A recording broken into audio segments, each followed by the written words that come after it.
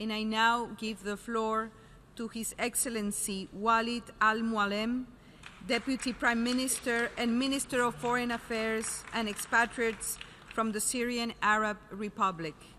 You have the floor, His Excellency.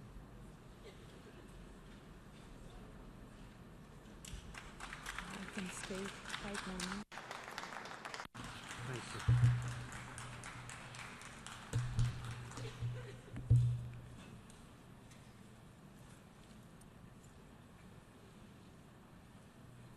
Thank you.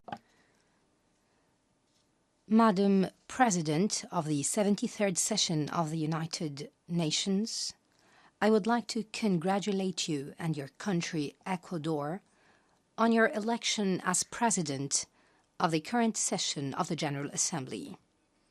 And I wish you all the success.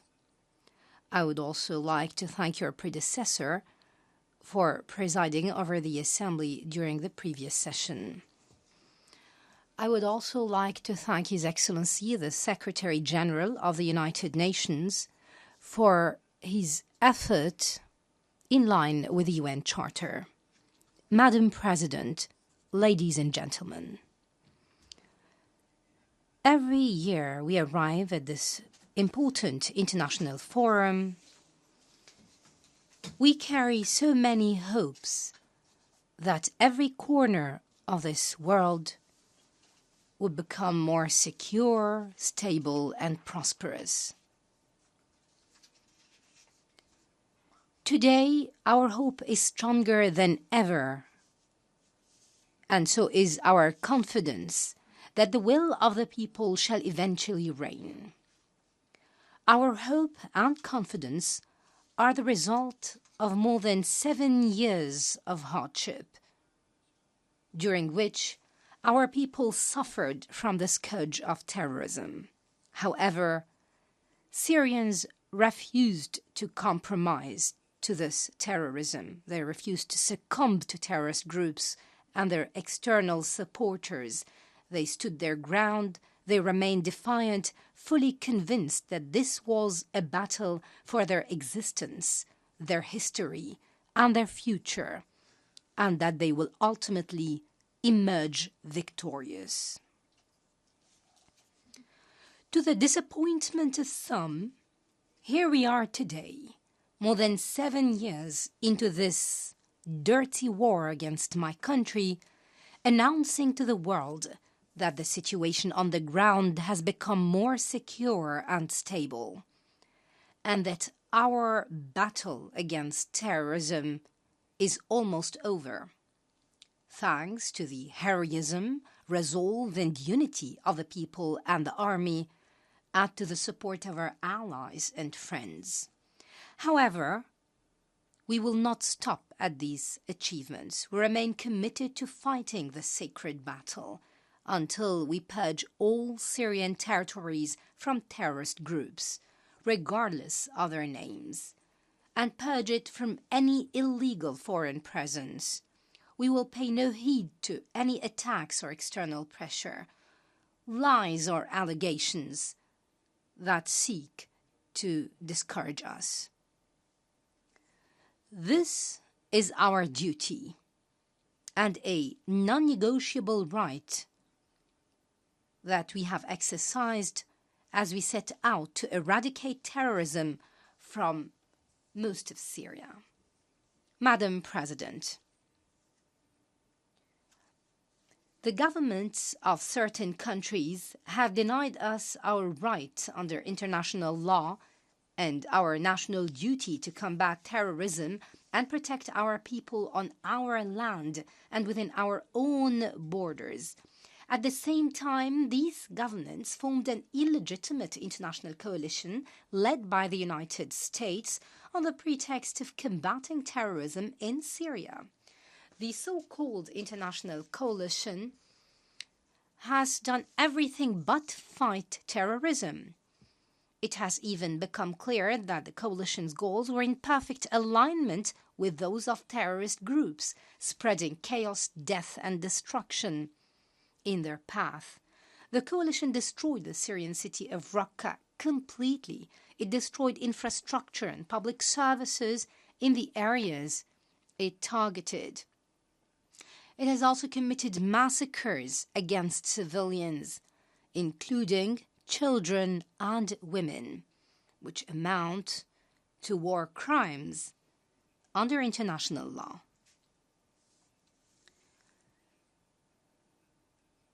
The coalition has also provided direct military support to terrorists on multiple occasions as they fought against the Syrian army. It should have been more aptly named the coalition to support terrorists and war crimes. The situation in Syria and its dimensions cannot be divorced from the battle raging between two camps on the world stage. One of the camps promotes peace, stability, and prosperity across the world, advocates for dialogue and mutual understanding, respects international law, and upholds the principle of non-interference in the internal affairs of other states, while the other camp tries to spread chaos in international relations and insists on employing colonization and hegemony as tools to further its narrow interests, even if that meant resorting to corrupt methods such as supporting terrorism and imposing an economic blockade to subjugate people and governments that reject external dictates and insist on making their own independent national decisions. What happened in Syria should have been a lesson to some countries, but those countries refused to learn. They heeded with deaf ears. They chose to bury their heads in the sand. This is why, ladies and gentlemen, we, the members of this organization, must make a clear and unequivocal choice. Are we going to defend international law and the UN Charter and be on the side of justice? Or are we going to submit to hegemonic tendencies and the law of the jungle that some are trying to impose on this organization and the world? Ladies and gentlemen, today the situation on the ground is more stable and secure thanks to progress made in combating terrorism. The government continues to rehabilitate the areas destroyed by terrorists to restore normalcy. All conditions are now present for the voluntary return of Syrian refugees to the country they had to leave because of terrorism and the unilateral economic measures that targeted their daily lives and their livelihoods. True enough, thousands of Syrian refugees abroad have started their journey back home. From this podium, I would like to stress the following. The return of each and every Syrian refugee is a priority for the Syrian state. Doors are wide open for all Syrians abroad to return voluntarily and safely. And what applies to Syrians inside Syria also applies to Syrians abroad. No one is above the law. Thanks to the help of Russia, the Syrian government will spare no effort to facilitate the return of those refugees and meet their basic needs. Therefore, a special committee was recently established to coordinate the return of refugees to their places of origin in Syria and to help them regain their lives once again. We have called upon the international community and humanitarian organizations to facilitate these returns. However, some Western countries, and in line with their dishonest behavior since the start of the war in Syria, continue to prevent the return of refugees. They are spreading irrational fears among refugees. They are politicizing what should be a purely humanitarian issue, using refugees as a bargaining chip to serve their political agenda and linking the return of refugees to the political process. Today, as we are about to close the last chapter in the crisis, Syrians are determined to come together and erase the traces of this terrorist war and to rebuild their country with their own hands, whether they stayed in Syria or were forced to leave due to the terrorist acts. We welcome any assistance with reconstruction from those countries or entities that were not part of the aggression on Syria and those that have come out clearly and explicitly against terrorism. However, the priority in the reconstruction of Syria would be given to our friends that stood by us in our war on terror. As for the countries that offer only conditional assistance or continue to support terrorism, they are neither invited nor welcome to help in the first place. Madam President, as we move ahead on counter-terrorism, reconstruction, and the return of refugees, we remain committed to the political process without compromising on our national principles. These include primarily preserving the sovereignty, independence, and territorial unity of the Syrian Arab Republic, protecting the exclusive right of Syrians to determine the future of their country without any external interference, and eradicating terrorism from our country. Based on the above, we express time and again our readiness to respond to any initiative that would help Syrians end the crisis.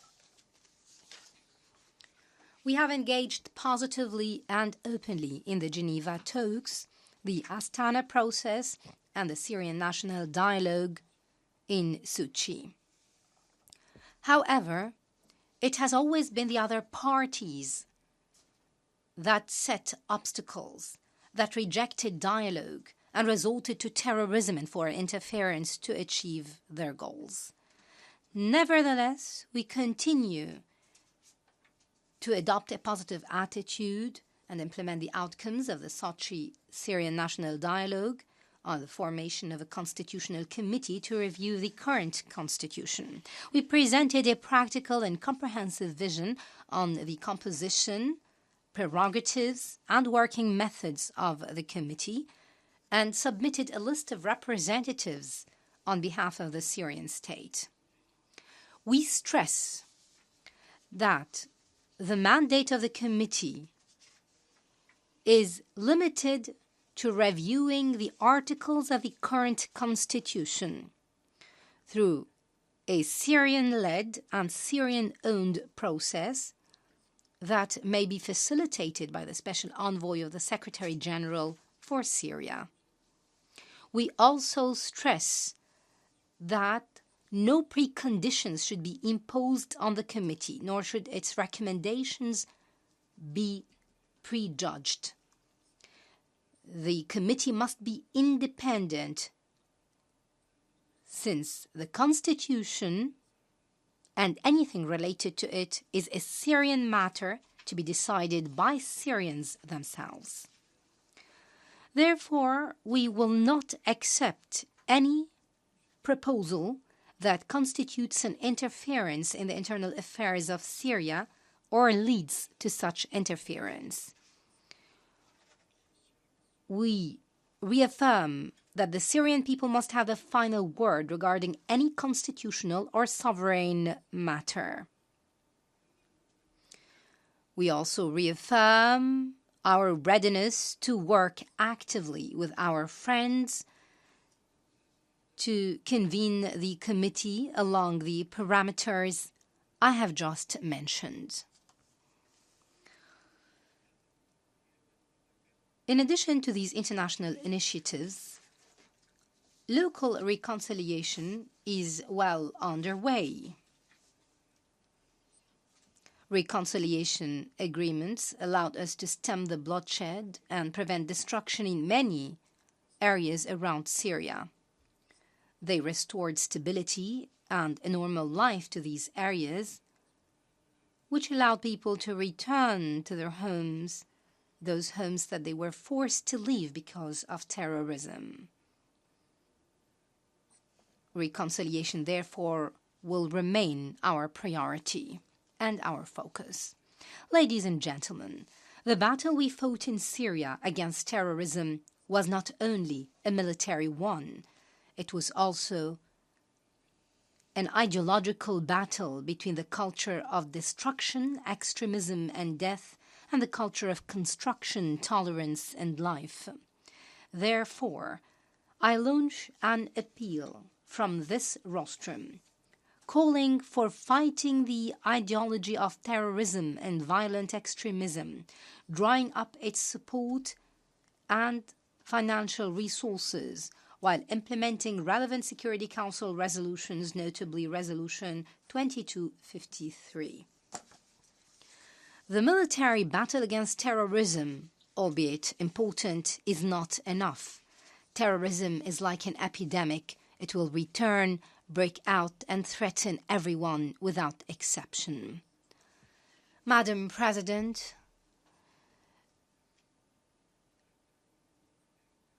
we fully condemn and reject the use of chemical weapons under any circumstances, wherever it occurs, whenever it occurs, and regardless of the target. This is why Syria eliminated completely its chemical program and fulfilled all its commitments as a member of the Organization for the Prohibition of Chemical Weapons, the OPCW, as confirmed by numerous reports issued by the organization. Although some Western countries are constantly trying to politicize the work of the organization, we have always cooperated with the OPCW to the largest extent possible.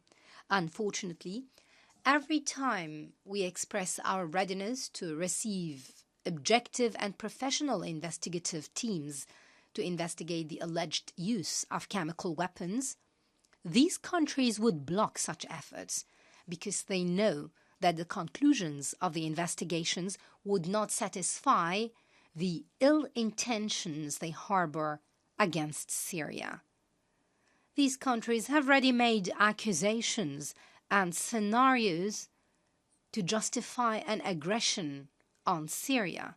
This was the case when the United States, France, and the UK launched a tripartite wanton aggression on Syria last April, claiming that chemical weapons were used without any investigation or evidence and in a flagrant violation of Syria's sovereignty, international law, and the UN Charter.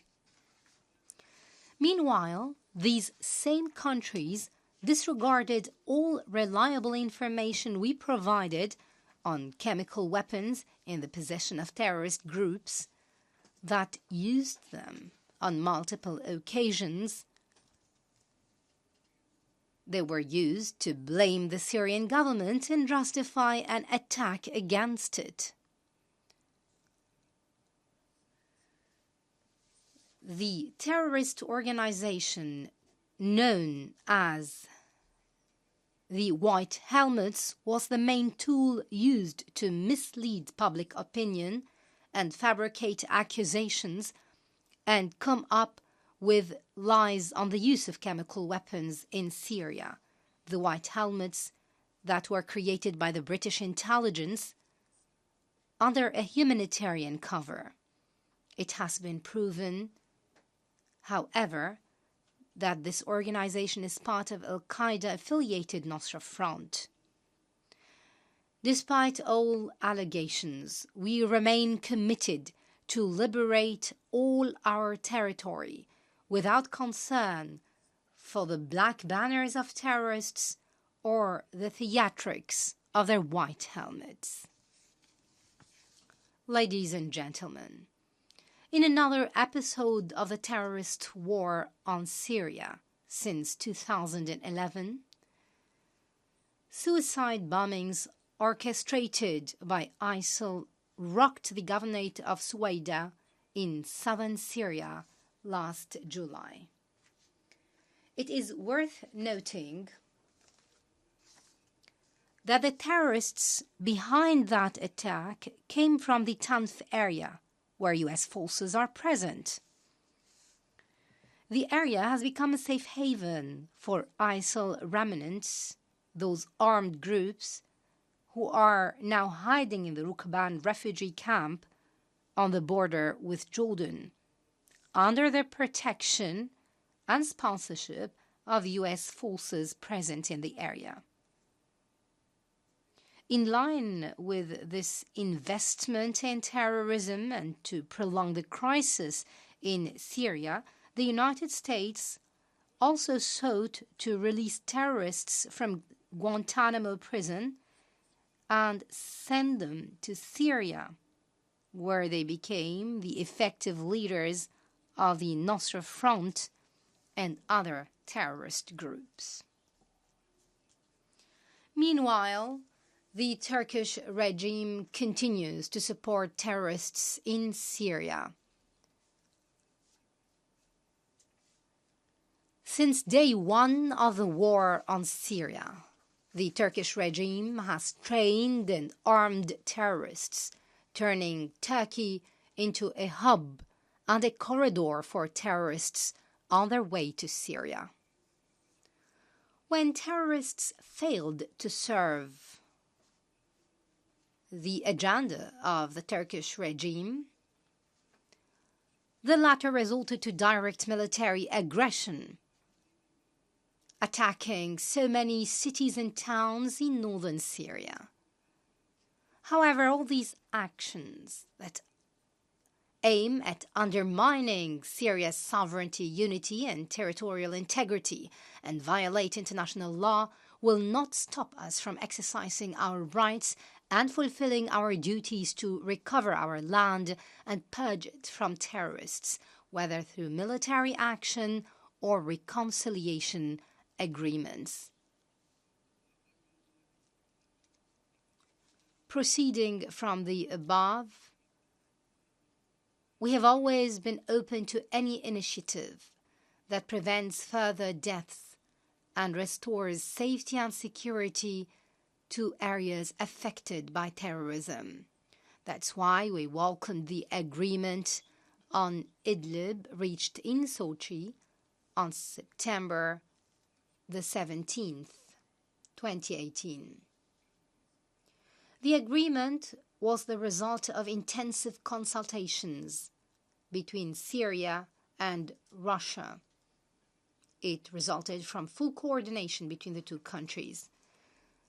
We reaffirm that this agreement is time-bound, includes clear deadlines, and complements the agreements previously reached on the de-escalation zones, as was provided for in Astana. We hope that when the agreement is implemented, the Nusra Front and other terrorist groups will be eradicated, thus eliminating the last remnants of terrorism in Syria.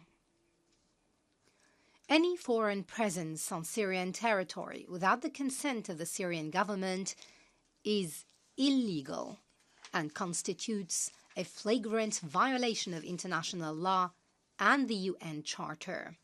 It is an assault on our national sovereignty, which undermines counter-terrorism efforts and threatens regional peace and security.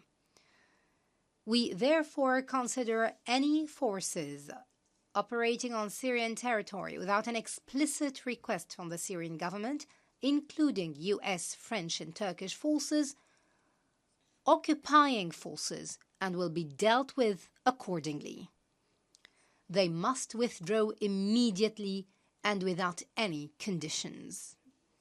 Ladies and gentlemen, Israel continues to occupy a dear part of our land in the Syrian Golan, and our people there continue to suffer because of its oppressive and aggressive policies.